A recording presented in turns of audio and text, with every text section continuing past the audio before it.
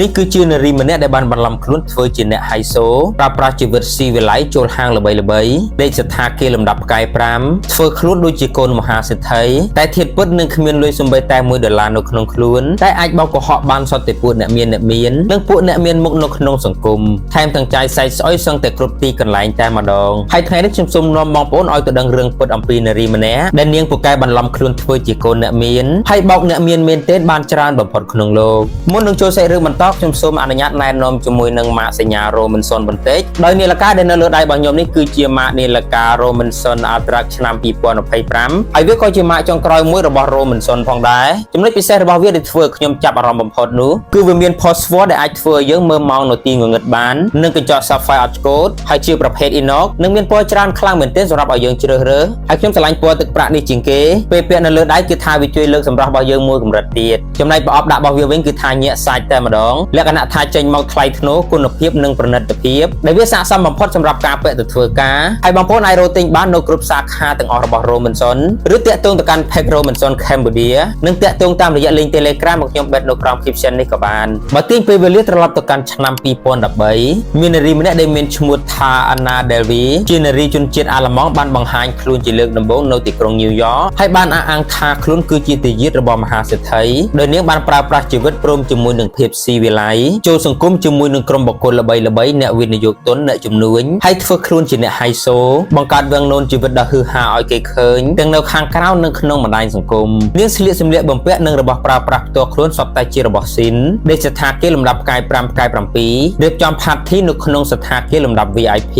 ហើយប្រើប្រាស់ជីវិតដូចជាកូនមហាសេដ្ឋីធ្វើឲ្យអ្នកដែលបានឃើញអំពីជីវិតរបស់នាងពិតជាមានការច្រណែនសឹងតែគ្រប់គ្នាហើយគ្មានអ្នកណាដឹងអំពីរឿងពិតនៅពីក្រោយវាំងននខ្មៅរបស់នាងនោះឡើយថានាងគឺជារបស់ fake តាមពិតទៅនារីម្នាក់នេះនឹងមានឈ្មោះពិតមួយទៀតថា Anna Sorokin ហើយមានដើមកំណត់ចេញពីប្រទេសរុស្ស៊ីនោះទេកាលនឹងប៉ារបស់នាងគឺធ្វើជាអ្នកបើករថយន្តដឹកទំនិញខ្នាតធំមុននឹងបានផ្លាស់ប្ដូរទីលំនៅទៅរស់នៅក្នុងប្រទេសអាល្លឺម៉ង់កាលឆ្នាំ2007រស់នៅមិនបានយូរប៉ុន្មាននាងក៏មានសញ្ជាតិអាល្លឺម៉ង់ផងដែរហើយមានឱកាសបានចូលសិក្សាផ្នែក fashion នៅ London តែនាងរៀនមិនបានចប់នោះទេក៏បានចូលធ្វើការជាអ្នកហាត់ការនៅក្នុងទស្សនាវដ្តីផលនៅទីក្រុងប៉ារីសហើយនេះឯងគឺជាចំណុចចាប់ផ្ដើមដែលបានធ្វើឲ្យនាងឆ្លុះបង្វែងជាមួយនឹងសង្គមហៃសូនៅទីបំផុតនាងក៏បានសម្រេចចិត្តផ្លាស់ប្ដូរទៅរស់នៅក្នុងទីក្រុង New York នៃសហរដ្ឋអាមេរិកនិងបានបោកប្រាស់មនុស្សជាច្រើននៅទីនេះសំណួរសួរថាតើនាងប្រើប្រាស់ល្បិចកលអ្វីទើបអាចបោកប្រាស់អ្នកដទៃបានតាមពិតទៅល្បិចនៃការបោកប្រាស់មួយនេះជំហានដំបូងដែលនាងធ្វើគឺការបង្កើតវាំងននជីវិតតាមរយៈការធ្វើខ្លួនហៃសូប្រើប្រាស់ជីវិតដូចជាកូនអ្នកមាន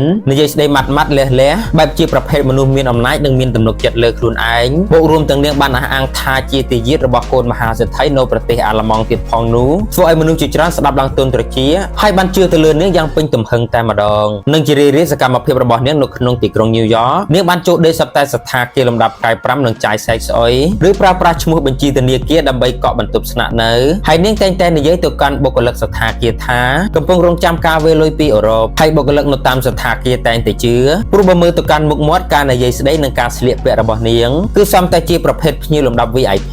ហើយពេលខ្លះនាងថែមទាំងផ្ញើវិក័យប័ត្រคล้ายៗទៅកាន់បុគ្គលិកសថាគារដើម្បីកុហកថាលុយកំពុងតែត្រូវបានវេមកកាន់ធនាគារនាងអីចឹងទៅធ្វើឲ្យនាងអាចស្នាក់នៅក្នុងសថាគារលំដាប់ផ្កាយ5បានមួយសប្តាហ៍ដោយមិនទាន់បង់លុយបានហើយនៅពេលដែលខាងបុគ្គលិកធនាគារដាក់សម្ពាធទាមទារឲ្យបង់លុយនាងក៏និយាយឲ្យមានចំនួនហើយគម្រាមចង់បង្ហោះឲ្យខូចឈ្មោះសថាគារគេហើយក៏ចេញទៅស្នាក់នៅសថាគារផ្សេងមួយទៀតអីចឹងទៅចំពោះការទទួលទានអាហារថ្លៃៗគឺនាងតែងតែហៅបុគ្គលល្បីៗអ្នកវិនិយោគទុនអ្នកជំនួញនិងអ្នករួមតុហៃសូមកជាមួយដើម្បីឲ្យគេឃើញថានាងមានវណ្ណៈខ្ពស់តែនៅពេលដល់ម៉ោងគិតលុយនាងក៏ប្រើល្បិចដដែលនោះគឺរងចាំការវេលុយមកពីអឺរ៉ុបឬការផុតអាយុប្រើការឬគណនីធនាគារលើសចំនួនកំណត់ដែលមិនអាចប្រតិបត្តិការបានអីចឹងទៅហើយក៏បញ្ជូនបងគិតលុយនោះទៅឲ្យមិត្តរួមតុជួយចេញថ្លៃអាហារឲ្យចំពោះក្បាច់ដែលនាងប្រើប្រាស់ឲ្យបានផលបំផុតនោះគឺការសរសេរមូលបទានប័ត្រអណ្ដែតឬត្រឡប់មូលបទានប័ត្រคล้ายៗពីករណីដែលគ្មានលុយផ្ទេរទៅកាន់គណនីខ្លួនឯងហើយទម្រាំតែខាងធនាគារធ្វើការត្រួតពិនិត្យគឺអាចប្រើប្រាស់ពេលចន្លោះពី1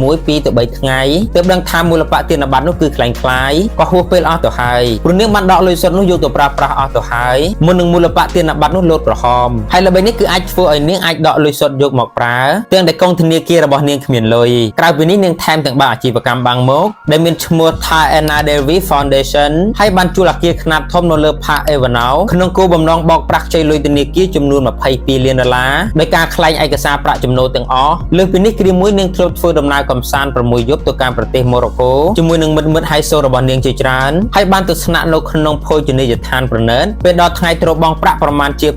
$62,000នាងក៏បានប្រាប់ទៅកាន់មិត្តរបស់នាងថាកងធនាគារមានបញ្ហាក៏បានឲ្យមិត្តរបស់នាងដែលមានឈ្មោះថា Russell William ដែលបានធ្វើការនៅក្នុងស្ថាប័នទស្សនាវដ្តី Vanity Fair ម្នាក់នោះជួយចេញចំនួននាងសិនតែក្រោយពីបានជួយចេញលុយចំនួននាងរួច Russell គឺមិនបានលុយនាងត្រឡប់មកវិញនោះឡើយពេលឆាទៅទៀតអេណាក៏បានបលុកនាងចោលទៀតហើយ Russell នេះឯងគឺជាបុគ្គលដែលបានប្តឹងទៅកាន់នាងមុនគេរហូតដល់ឆ្នាំ2017ស្ថានភាពលំដាប់ខ្ពស់និងភោជនីយដ្ឋានល្បីៗជាច្រើនចាប់ផ្ដើមមានការសង្ស័យហើយរួមគ្នាធ្វើការដាក់ពាក្យប្តឹងទៅកាន់នាងតែម្ដងនៅទីបំផុតសមត្ថកិច្ចក៏បានធ្វើការស៊ើបអង្កេតនិងចាប់ខ្លួននាងបាននៅក្នុងស្ថានភាពមួយកន្លែងនៃរដ្ឋ Los Angeles មុននឹងត្រូវបានគេបញ្ជូនទៅកាន់តុលាការហើយរហូតដល់ឆ្នាំ2019នាងត្រូវបានគេចោទប្រកាន់ពីបទឆបោកលុយអ្នកដទៃដែលទោសមួយនេះគឺអាចជាប់គុកចន្លោះពី4ទៅ12ឆ្នាំតែជាក់ស្ដែងនាងបានជាប់គុកត្រឹមតែ4ឆ្នាំនោះទេមុននឹងត្រូវបានដោះលែងមកវិញនៅក្នុងឆ្នាំ